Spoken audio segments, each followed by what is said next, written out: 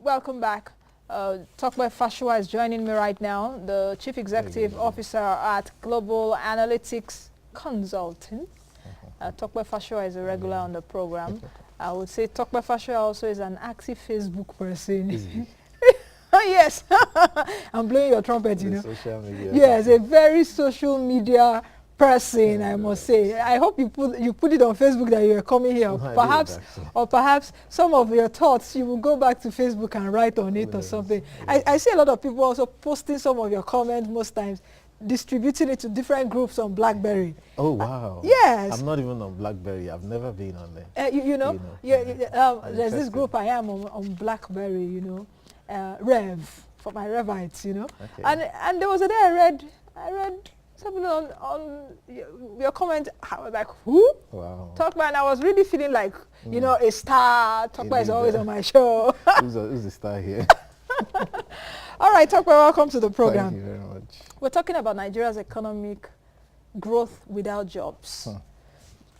You need to sigh, you know. Yes. Jobless growth. And, problem. you know, in my little research about what's been happening, I had to look at Nigeria, other African countries. I had to look at some other countries that started with some African countries in terms of independence and all of that. And I came up with the best example to look at was Singapore. Okay. You know, Singapore, you know, a small island city state, a small island state with about 5.3 million people. I think it has the third largest population density in the world. But some people may begin to argue with me, okay, Nigeria is 167 million. Just hold it a bit just before you begin to crucify me. Singapore started almost at the same time. And if you take a look at the founder or the person touted as the economic miracle person in Singapore, Lee Kuan Yew. He visited in the 60s, he visited African countries a lot at that time. Nigeria was one of the countries he visited. I think in one of his visits in 1965, he visited 17 African capitals. Of course, I know you, because you read a lot, you would have perhaps read his book or would have seen his book, you know, his book where he talked about Singapore from the third world to the first, 1965 to year 2000. And while I was going through it, let me just read something for you from Lee Kuan Yew's visit and perhaps his book. You know, it was later after his visit to Africa that he said all that in his book. And why I want us to start this way is so that we can have a better perspective. And some people will not say, oh, we're always criticizing government or we always expect more from the government. Lee Kuan Yew said, after his visit to Africa, he visited 17 African countries, capitals, to acquaint himself with what the newly independent African countries were doing to lift themselves from economic backwardness, itself a legacy of European colonialism in the previous century. From what he saw, Lee Kuan Yew was not best impressed. I was not optimistic about Africa, he confessed later. So what informed his thinking? Of course, he wrote in the book. For example, while in Lagos, Nigeria, in January 1966, to attend a Commonwealth Heads of State conference, Lee Kuan Yew was a bit alarmed by how Sir Abubakar Tafawa Balewa's government was doing things. He said, I went to bed that night at the Federal Palace Hotel in Lagos, convinced that there were different people playing to a different set of rules. True to his fears, only days after the Commonwealth Conference ended, and just as Lee Kuan Yew and his delegation had arrived in Ghana from Nigeria, a military coup happened in Lagos in which President Balewa was killed. In Ghana, the Singaporean Prime Minister was welcomed heartily by President Kwame Nkrumah, who was very proud of his bright 30-year-old Vice-Chancellor of the then University of Ghana. The VC of University of Ghana at that time was a 30-year-old man, William Abraham. Abraham had taken a first in classics at Oxford University in England and was a fellow of the university's All Souls College. Lee Kuan Yew was a bit puzzled. I was impressed with Abraham, but wondered why a country so dependent on agriculture should have its brightest and best do classics, Latin and Greek. Lee Kuan Yew wrote many years later. But that was Africa, and that is still Africa.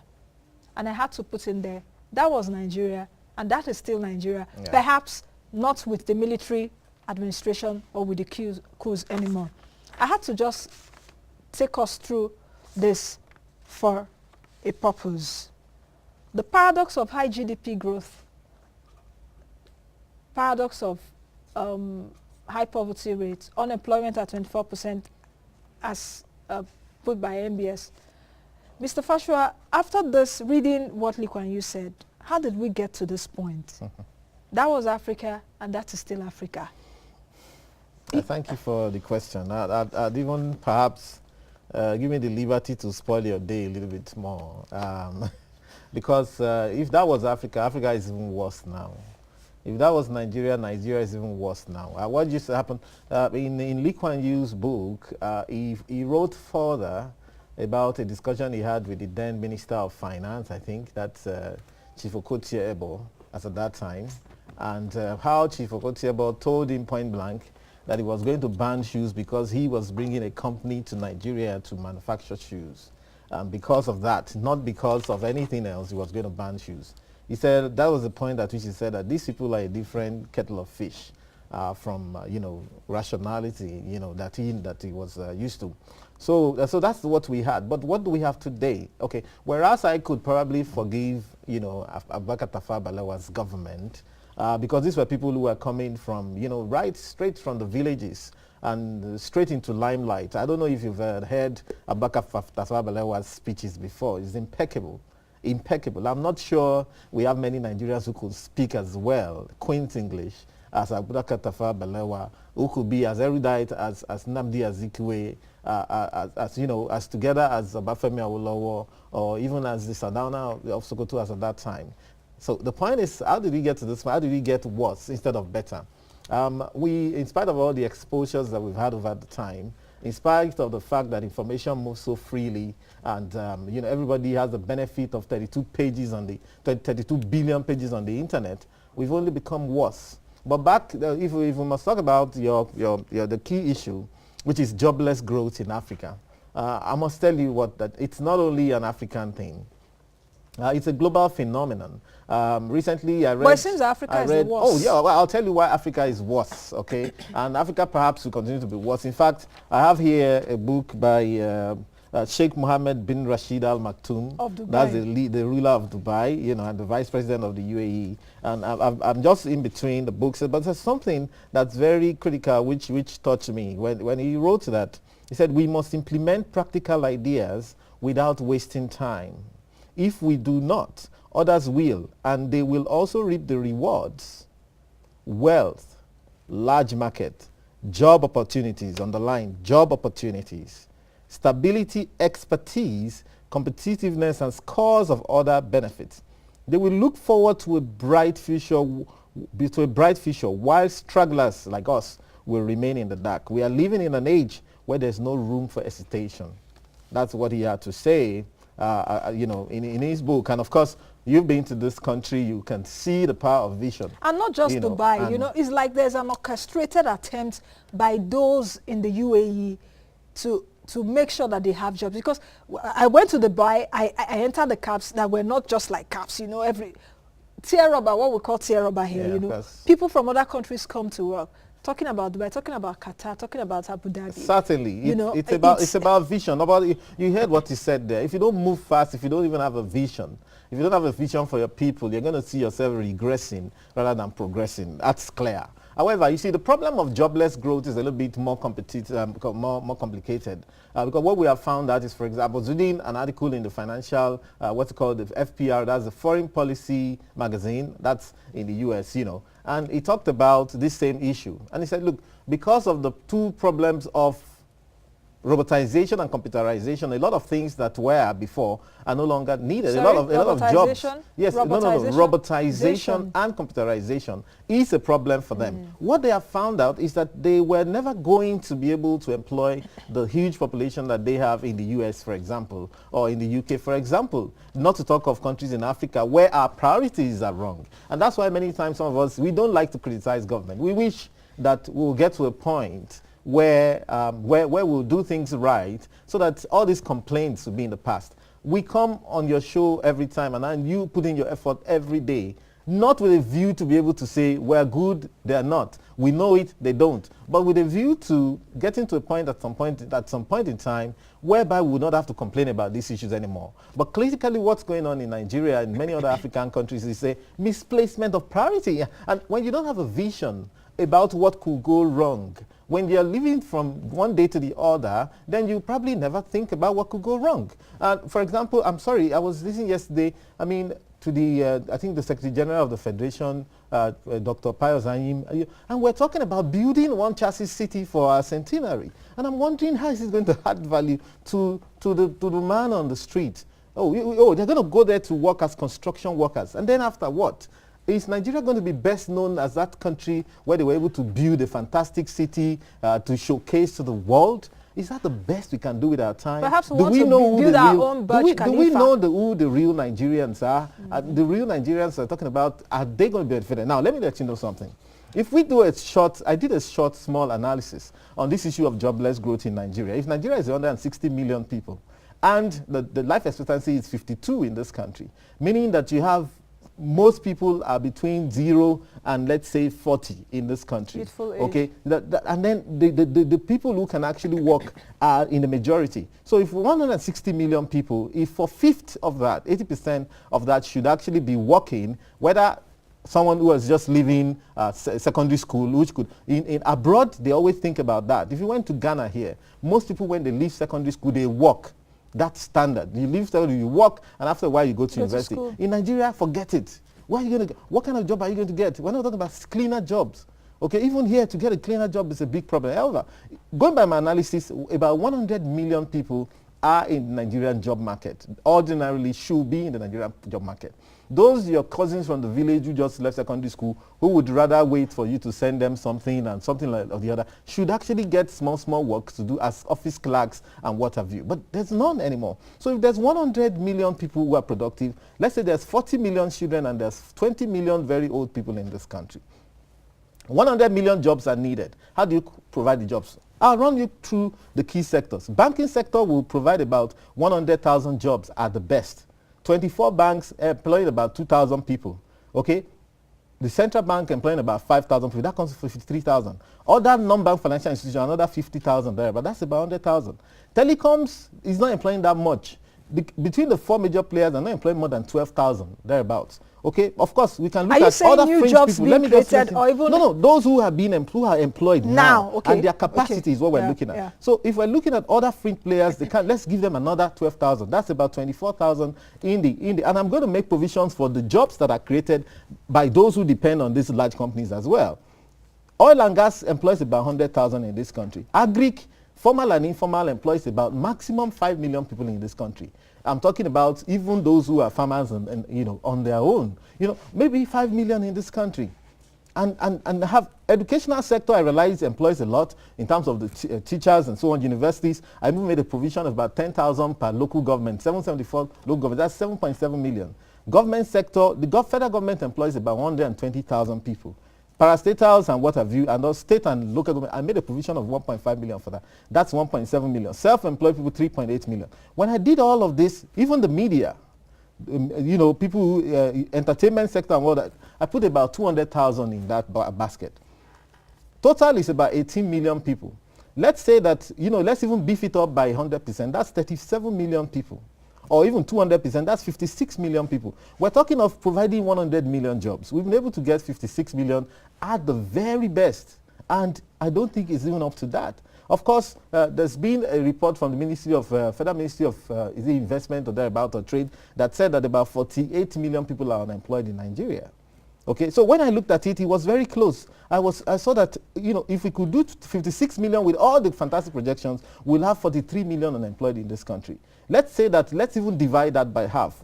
We have 21.8 million people unemployed in this country. I know a lot of graduates that are unemployed. People who have studied abroad who are still unemployed in this country today. It's becoming increasingly difficult.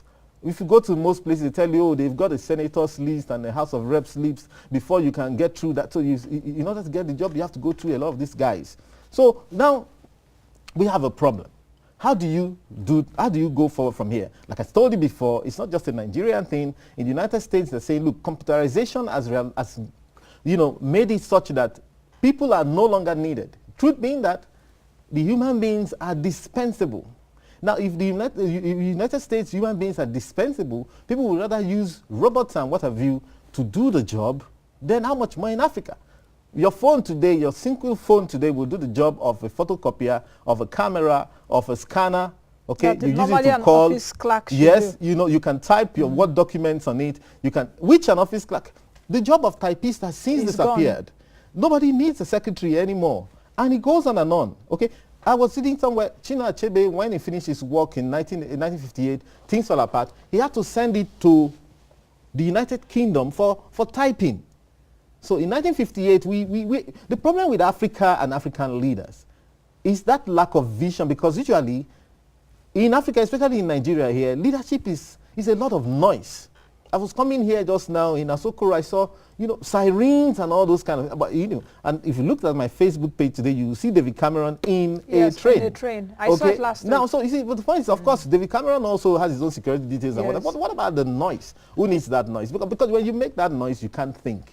So you see, we are not actually imagining the future. If you imagine where we're going to, if you imagine that we are in competition with other countries of the world, just like this man said in his book titled My Vision, okay, that look, it's a zero-sum game. What you don't get, somebody else is getting. Now, and if you don't get it, they're going to punish you for it. In 1958, Chinua Achebe sent his book to the UK for typing. It took 3 months. He didn't get the book back. When his boss was going abroad, a white woman, he said, look, madam, please help me check this place and see what they're doing with my manuscript. And it was until then that the company now sent back 1 copy out of the 2 copies he paid for in 1958. Things have changed. Now, can the problem of jobless growth, of unemployment, of joblessness, of poverty in this country, can it be confronted now with technical economic policies? Just taking a cue from what he said in his book, My Vision. Practical. It seems that perhaps one would say the World Bank, IMF policies, all those technical economic policies, you're an economist, so you know what I'm talking about. Perhaps economists have failed us. They are never going to work. What should we do? They are never going to work. Technical economic policies seemingly haven't worked. What should be the practical things we should do? I'll tell you.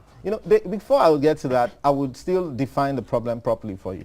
Now, the point is that, first of all, those ones are never going to work. Let's not deceive ourselves. Okay? All the monetary policies in this world will not work. Where the problem usually is in the fiscal side. Where the problem usually is in the cultural side. If people would rather purchase SUVs for government agencies, if governors would rather purchase private jets, look at the Akwa Ibom State governor. Does he think he has arrived? You can't go around the world like distributing largesse, say, oh yeah, we have achieved because you have done a few roads in your state. It's because we don't know where we're supposed to be. They say that history, a people's history, not only tells them about the past, about where they're coming from, it tells them why they are where they are. And it tells them where they need to go, where they need to go. Now, it's the lack of sense of history. We look at our multitudes of millions of people and we say, oh, let's give these people a few roads. And then you give them a few roads and then the rest we can gallivant about and spend their money anyhow and throw parties. Over the last week, Mr. Sheikh Madeni of this day wrote, an article in which he also added that he got a message, from a certain international news agency that Nigeria was the fastest growing importer of champagne in the world. Yes, I saw that. We had bought about 753,000 bottles of champagne in 2011 alone. Those are the things we're getting known for. If you don't change that culture, how do you, of course we buy Porsche cars. Yeah. The latest cars are here.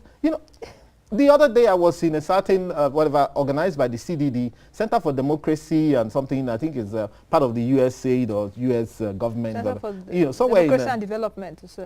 Where somewhere in and I asked the professor from Johns Hopkins University, I said, look, sir, we have articulated a lot of these things. We say, oh, agriculture is the next place to go. Fine, okay, we go agriculture, let's have agro-allied products, let's add value to our agricultural products, let's ensure there's less waste of, for farm products when they come out, harvest and so on. I said, look, I very much support that. I support, and I've been saying it for too long, that we need to can our foods, we need to preserve them. We need to change people's culture to know that canned food is not bad. Rather than waste this, 40% of our farm products get wasted every year. Rotten. We can consume even ourselves.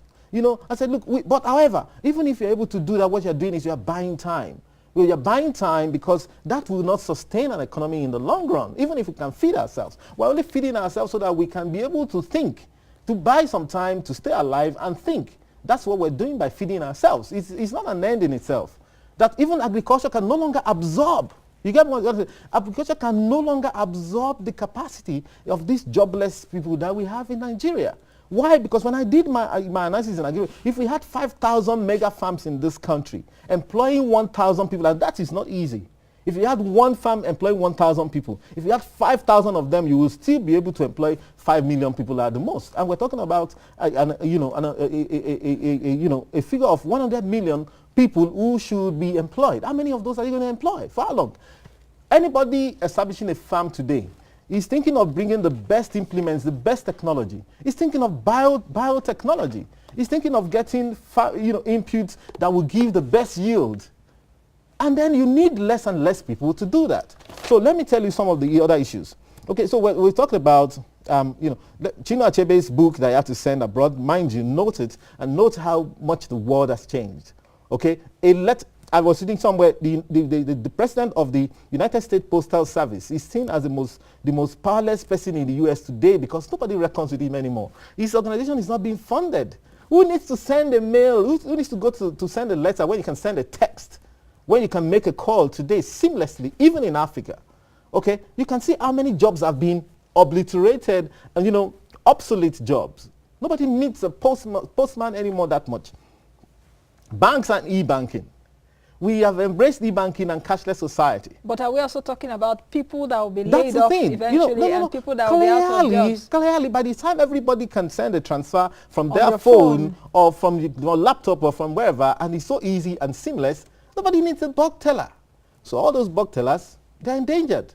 The guys in the front tellers, branches are going to close. Or are we thinking about that? So are we? No, clearly, branches are going to close. Who needs the number of people? This is a capitalist world, and we're playing it in a nihilistic manner. In which case we're saying that we don't care, let everybody be capitalist. What a capitalist does is that it dispenses of the human beings, it focuses on the profit, it brings it to technology to make it work, and that's it. Now, if we can talk about all of that, okay, look at accounting, so I'm an accountant, okay, but when I opened my company's account in Barclays Bank in London, they gave me, it came with a package, an accounting package. So look, this is a software, this is a CD, put it in, whatever you do, bam, it does your account for you. So who needs an accountant? Who needs someone to? There are systems and softwares that can prepare your taxes for you. What should we begin to do, Mr. Look at media. Okay. Look at media. Look at new media. Yes. I was with a group of gentlemen last week or thereabout who were complaining about the media. Oh, this. We don't get. The media says, look, you don't give us information. This one say, look, when you give information, you're always on our case and all. But why they're arguing? The social media gets the information. Before you know it, every news gets on Facebook. Bam! It hits the entire world. There are over 5 million Nigerians on Facebook, perhaps as much on Twitter, on all sorts. We need to embrace that. On YouTube, every serious organization needs to get a YouTube account to load your information on it, okay? I've got one. I've got about 45 films on my YouTube account. We have to think differently. What that means is that even the job of the media is in jeopardy. Newsweek magazine closed, and they stopped printing about 2 months ago.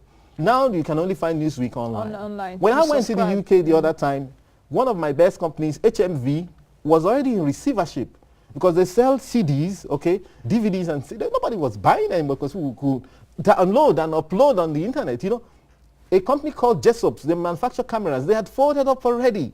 Nobody needs a camera. You get the best resolution on your iPad. You see how clear the pictures you take on your app. Are we thinking about that? Are we thinking about how it impacts us? Or are we just generally, buying those luxury goods, and buying those luxury goods without thinking? Yes.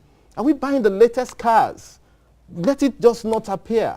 Fine, if anybody that in the private sector wants to buy, fine. But why would government put its money in that? Are we saying the best use of our resources today as a people with this problem on hand is to go and build a centenary city? I'm sorry to say, I can't see the sense in that. So where's the way forward? If we can buy time with the agricultural sector, we would then have to think properly. I proposed to the professor from Johns Hopkins, I said, look, sir, in my view, the truth is that we have to sit down and look inwards. He said, your views are romantic. It's never going to happen. I know, it's never going to happen. But what we do, I don't know how we're going to do it. I don't know who's going to make it happen. What Nigeria needs to do is to look inwards, to produce for ourselves, to know who we are as a people. We need to produce for ourselves. First of all, by adding value to our agricultural product, gives us some time. It should change our mentality. We produce for ourselves. In everything that would rather buy from abroad, let's think about how we can substitute by force. Truth being that many times it do not make sense. It do not make sense because using the same production factors, most things will be produced cheaper abroad than in Nigeria.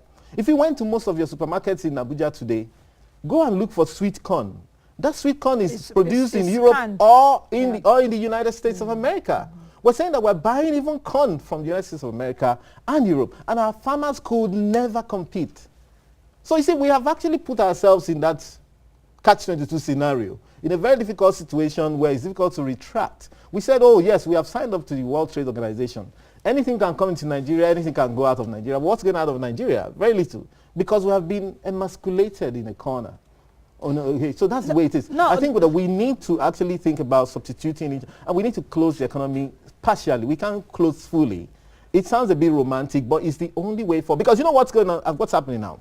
If you went to Kenya, you find out that our land, not only in Kenya, in all over Africa, our land is being taken over. If you went to Sierra Leone, most of the lands are now being for what industry is that? Sugar for biofuel in Sierra Leone, vast amounts of land. I was in Liberia about 3 weeks ago.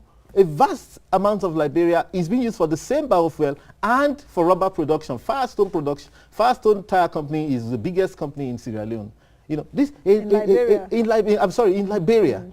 In Kenya, most their export is what? Flowers, coffee, and tea. Africans don't drink coffee. Africans hardly drink tea. Africans don't admire flowers. I'm sorry to say. Yes. Okay, well, I've become a bit more westernized. If you got a flower today, maybe you'll be happy and say, oh, but that's not African. I'm sorry, but fine. But the point is that with the same land that would have been used to plant cassava, I said it here the other day. Professor from Abuja University was here. Was arguing. I said, look, I say that we should find a way by which our leaders will insist that the land that we have we should have a strategic plan to conserve some of our land to feed ourselves. You understand what I'm saying? A strategic plan to conserve our lands in Africa to, first of all, feed ourselves, to plant the things we eat before thinking of planting flowers to send to Europe for people to admire. Before sending coffee to Europe, before sending tea to Europe. We need to feed ourselves. Most of the land in Africa is being grabbed now. The Chinese are also making their moves as well. If you went to Uganda and parts of Tanzania, around the Lake Victoria, I've got a documentary on it called Darwin's Nightmare. Someone introduced a certain fish into the waters about 50 years ago called the Nile perch. The Nile perch is a very destructive fish, but it grows very fast. Nobody is sure who introduced those fish in there. But that fish has eaten every other species. But what happens today? Russian planes land in that area every day. They take 500 tons of that fish, the fish fillet, they take to Europe. And the people of that area, they now have to fry the bones to eat. It's the bones they fry to eat. So you see where Africa is. Africa, if human beings are being dispensable in Europe and America, in Africa, we as well may not exist. Now, Mr. Fasua, what do you think will be the role of, because I've listened to a lot of rhetoric as it were, let me put it that way, about creating jobs with so much economic growth in the last since civilian administration came, since the Obasanjo days, Nigeria's economy has been growing at an average of 6 to 7%, though slowing this year, the forecast.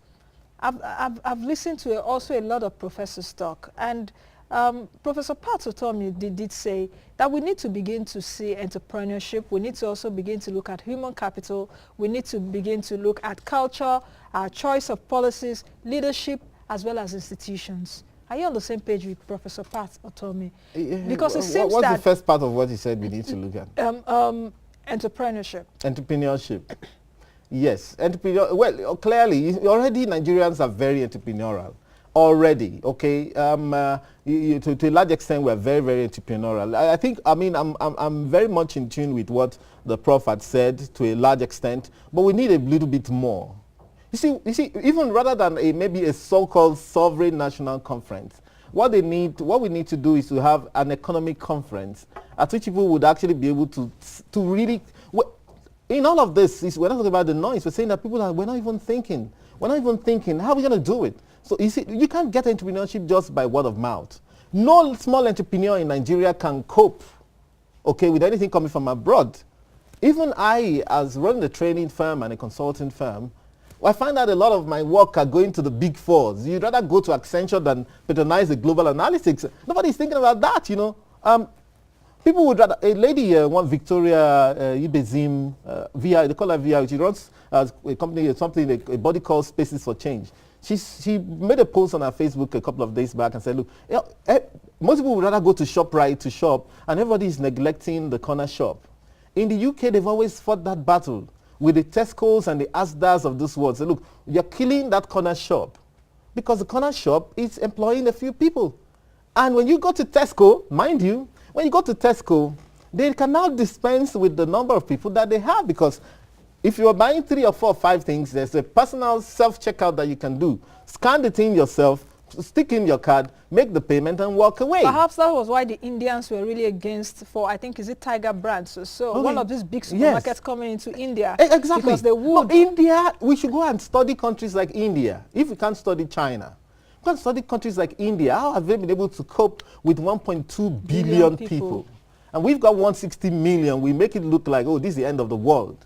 And people will wake up every day and talk about, oh, why did the white man join us together? Every country I've seen in the world has been joined together by force. Yes. Either by a local ruler or a foreign body or anybody. Including United States of America. We're dissipating energy, including the United States of America. Different people absolutely. coming together. The United States of America was formed, first of all, by people who were moving from Britain, Scottish and Irish people who were going to serve as slaves. White people serving as slaves in the United States of America. To those who had gone there before. They worked, that's what they call indenture. People from Germany going there to work, Belgians. It was when the black slaves started coming into the America, so and they were teaming together and breaking away. That's when they decided, okay, around the 18th century or thereabout, to give the white slaves their independence by giving them small lands, and that was how they were emancipated. We kept the black ones, at bay. Okay, so that was we're not different. We're absolutely not different. Australia was formed by convicts. You know, when the people were convicted in the UK, they sent them down under to go and serve their terms out. The state of Georgia in the USA was created as a colony for bankrupt people to go and work 7 years in order to pay their debts. So what's this hula balu or the brouhaha about? We are wasting our energy. We should study countries like India and find out how they are able to do it. Okay, and they're able to provide employment for that 1.2 billion people. Countries like China. Now, mind you, what this man said again. I want you to really underline the critical aspect of what he said. He said, we must implement practical ideas without wasting time. If we do not, others will, and they will reap the rewards of wealth, of large markets, of job opportunities, of stability, enterprise, competitiveness, and scores of other benefits. They will look forward to a bright future while the stragglers will remain in the dark. Africa is in the dark. Okay, so if you don't make your move, what's going on, really, in terms of the job issue, is that countries that are smart are sending their people abroad to go and get the jobs. That's why you go to Nigeria. Every time you're flying into Nigeria, you see the number of Chinese people that are coming in, the number of Indians. They know that, look, no matter what they do, they're never going to get enough work for their people. Go outside and get the jobs. Go outside and get the jobs. They're coming here and get the best jobs. Okay, today immigration has slowed down people going out of Nigeria. It's tougher. If you look at what Professor Chasoludo said, in his article a few weeks ago, he said the 17 million diasporans that we are going to even lose after the first generation. The second generation don't have anything to do in Nigeria again. The $21 billion we get in remittances is going to drop sharply the moment those generations are gone, because their children are not going to build in Nigeria. They don't have any business. However, the immigration rules going into Europe is tougher. Going into US is even tougher. Okay, so what are you going to do? So we are not even getting enough people to go out of Nigeria to look for the jobs and create the jobs. Those who are going informally. A lot of times they fall into crime, into all sorts of sectors that are not unorganized sectors. Okay, so but what are we doing here? Do we have a strategy? And if we have a strategy, would we choose to spend money in the way we do? How about President Jonathan's theme budget, which is inclusive growth and fiscal consolidation? President Jonathan, I remember that his favorite I have no shoes speech at the Eagle Square, of course, before he became president, said, I'm going to create jobs, I'm going to create jobs. And that resonated with a lot of people. Has he tried in creating jobs? At times I pity the gentleman.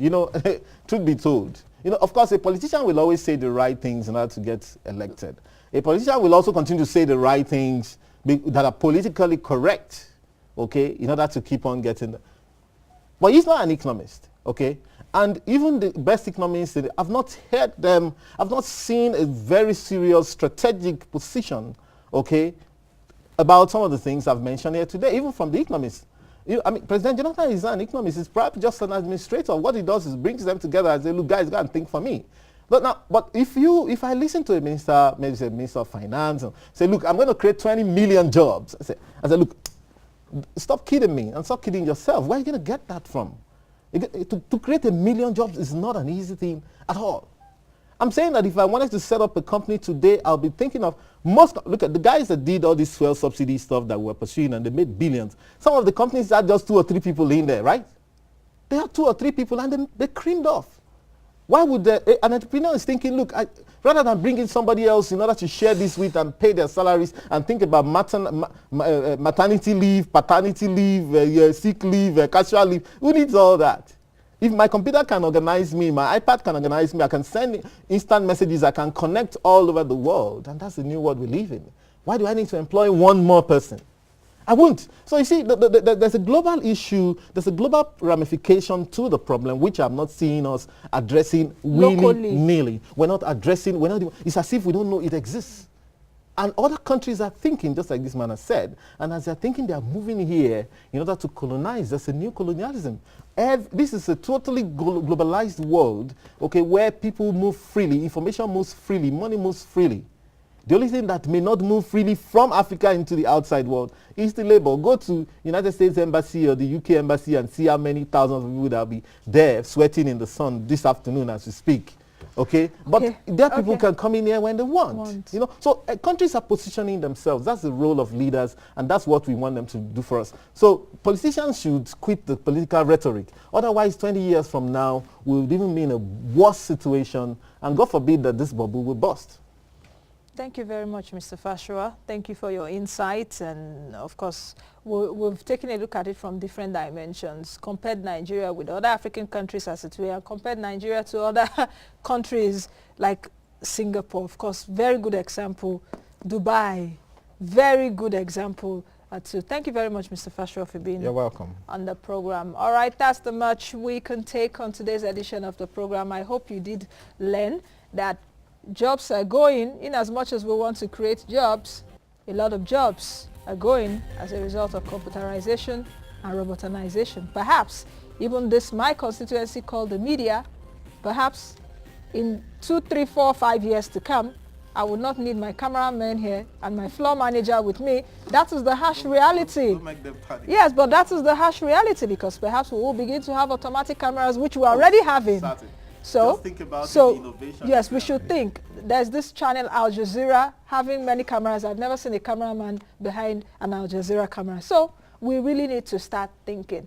That's the food for thought. Thank you all for being a part of this show. See you all tomorrow. Money Show is the program. Be the best you can be. I am Nancy.